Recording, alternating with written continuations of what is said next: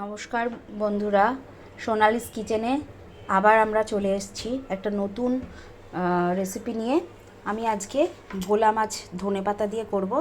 মাছ আর আলুটাকে ভেজে নিয়েছি, আর এখানে আছে একটা টমেটো, বড় সাইজের একটা টমেটো, ধনেপাতা এক বাটি মতো, বড় বাটির, আর লঙ্কা, লাল লঙ্কা নিয়েছি আমি, কাঁচা লঙ্কারই লাল লঙ্কা, সেটা 4টে নিয়েছি। তোমরা তোমাদের ঝাল অনুযায়ী নেবে।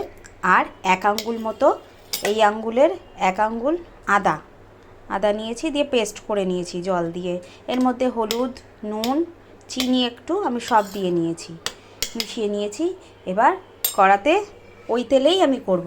তেলটা দেখো অল্পই তেলটা গরম করব। আমি গ্যাসটা বন্ধ করে দিয়েছি, গ্যাসটা আবার চালিয়ে নিচ্ছি। কড়াতে তেল গরম করে আমি কালো জিরে ফোড়ন দিয়েছি। কালো জিরে ফোড়ন দিয়ে এবার আমি মশলাটা ঢেলে দেব।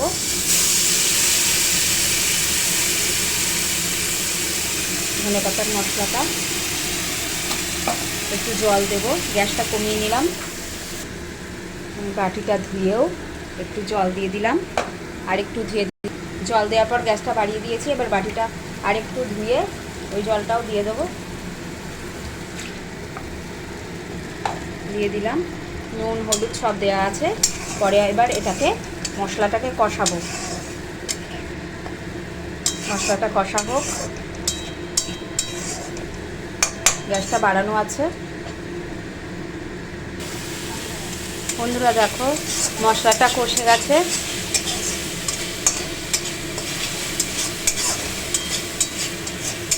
এবার এর মধ্যে আমি আরেকটু জল দেব। মশলাটা কষে গেছে একদম।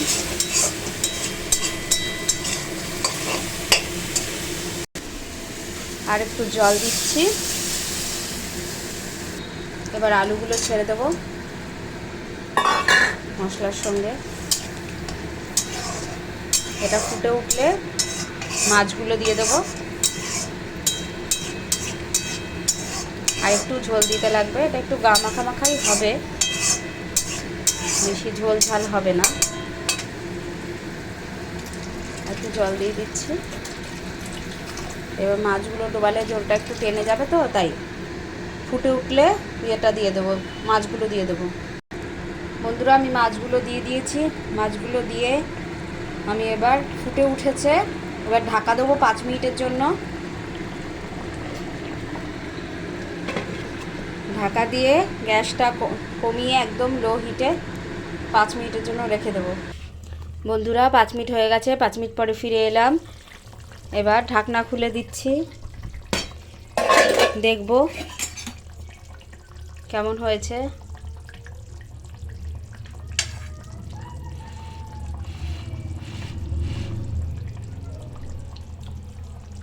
একদম পারফেক্ট। তাহলে আমার রান্নাটা শেষ হয়ে গেছে। দেখো তেল ছেড়ে গেছে, সুন্দর দেখতে লাগছে। তাহলে আসি বন্ধুরা, আমি গ্যাস বন্ধ করে দিচ্ছি। টাটা। আমার চ্যানেলটা সাবস্ক্রাইব করো, লাইক করো, কমেন্ট করো। রান্নাটা করে খেও, কেমন লাগে আমাকে জানিও। ভালো লাগলে অবশ্যই কমেন্ট করবে, খারাপ লাগলেও করবে। তাহলে আসি, টাটা।